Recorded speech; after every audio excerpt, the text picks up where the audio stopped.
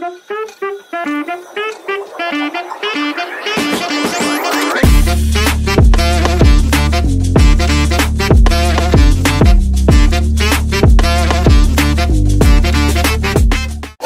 guys, balik lagi di channel Menggagas bareng aku Aril. Di kesempatan kali ini kita akan membahas terkait dengan sesuatu yang sedang hangat, isu yang sedang hangat belakangan ini, yaitu peretasan Pusat Data Nasional di Surabaya. Simak video ini sampai tuntas agar tidak salah dalam mengambil kesimpulan. Baru-baru ini publik dihebohkan dengan kasus peretasan Pusat Data Nasional atau PDN yang mengakibatkan 210 instansi baik di tingkat pusat maupun di tingkat daerah mengalami dampak. Ketua Komisi 1 DPR RI Mutia Hafid mengatakan kalau dirinya juga dapat informasi bahwa ada kelalaian dari pegawai PT Telkom yang mengakibatkan sistem PDN di Surabaya ini diretas. Karena menurutnya, ransomware tidak mungkin bisa masuk sendiri tanpa ada yang membawanya. Tidak cukup sampai di situ, Mutia juga mengatakan bahwa tidak adanya backup Pusat Data Nasional bukan disebabkan oleh tata kelola yang buruk, melainkan suatu kebodohan. Karena bagaimana bisa data sebanyak di Pusat Data Nasional itu tidak ada backupnya sama sekali. Nah, kira-kira kalau secara hukum, kita bahas hukumnya ya. Sebetulnya apakah kasus peretasan ini bisa bermasalah ya secara hukum? Oke, kalau kita bicara data, maka yang paling sentral adalah data pribadi. Kenapa data pribadi? Karena data pribadi ini adalah data perseorangan yang bisa diidentifikasi, dan data pribadi ini bisa disalahgunakan untuk beragam kepentingan, mulai dari komersil sampai politik, dan tentunya data pribadi nggak jauh dari isu privasi. Kalau bicara data pribadi, kita bisa mengacu ke Undang-Undang Nomor 27 Tahun 2022 tentang Perlindungan Data Pribadi.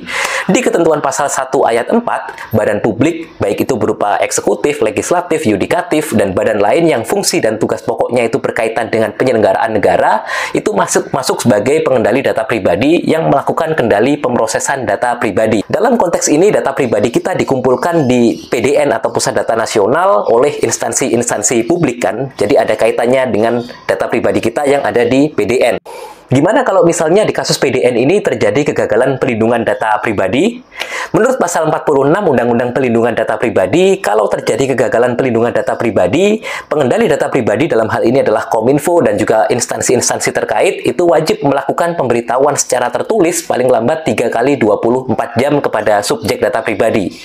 Siapa sih subjek data pribadi? Subjek data pribadi ya kita-kita ini, orang-orang yang data pribadinya disimpan oleh instansi-instansi tersebut. Nah, pemberitahuan tertulis tersebut itu memuat minimal data pribadi yang terungkap, terus juga kapan dan bagaimana data pribadi itu terungkap, dan upaya penanganan dan pemulihan atas terungkapnya data pribadi oleh pengendali data pribadi. Selain itu, dalam hal tertentu, pengendali data pribadi juga wajib memberitahukan kepada masyarakat mengenai kegagalan pelindungan data pribadi. Jadi, yang kemarin sudah dilakukan, disampaikan melalui konferensi pers, itu terkait dengan peretasan PDN itu sebenarnya sudah termasuk bagian itu ya, bagian dari pemberitahuan kepada masyarakat. Apakah akan ada sanksi atau kompensasi untuk masyarakat dalam kasus ini? Sayangnya tidak ada. Menurut pasal 57, sanksi baru bisa diberikan kalau kepada pengendali ya. Sanksi kepada pengendali data pribadi bisa diberikan kalau setelah terjadinya kebocoran data pribadi, si pengendali data pribadi ini tidak melakukan pemberitahuan tertulis atau konferensi pers. Nah, karena dalam kasus ini pemerintah sebagai pengendali data pribadi sudah melakukan konferensi pers ke masyarakat, jadi ya tidak bisa dibilang melanggar ketentuan tersebut. Ya, kalau udah gini, lagi-lagi yang dirugikan masyarakat ya. Terus dari sisi hackernya, apakah bisa dipidana ya? Tentu bisa. Menurut ketentuan pasal 67 Undang-Undang Pelindungan Data Pribadi, setiap orang yang dengan sengaja dan melawan hukum memperoleh atau mengumpulkan data pribadi yang bukan miliknya untuk keuntungan diri sendiri atau orang lain yang bisa merugikan subjek data pribadi, yaitu si pemilik data pribadi tadi, itu bisa dipidana penjara paling lama 5 tahun dan atau pidana denda paling banyak 5 miliar rupiah. Jadi intinya siapapun yang mencuri data tadi, data pribadi yang bukan miliknya, ya, mencuri ya kan. Jadi itu bisa dipidana gitu. Pidananya penjara 5 tahun atau denda 5 miliar rupiah. Well, meskipun pemerintah saat ini mengklaim bahwa peretasan terjadi belum sampai pada tahap kebocoran data pribadi, melainkan hanya pada tahap hilangnya data di PDN, tapi bukan tidak mungkin bahwa kebocoran data pribadi akan terjadi untuk kasus-kasus selanjutnya, atau mungkin kasus ini akan berlanjut ke tahap selanjutnya.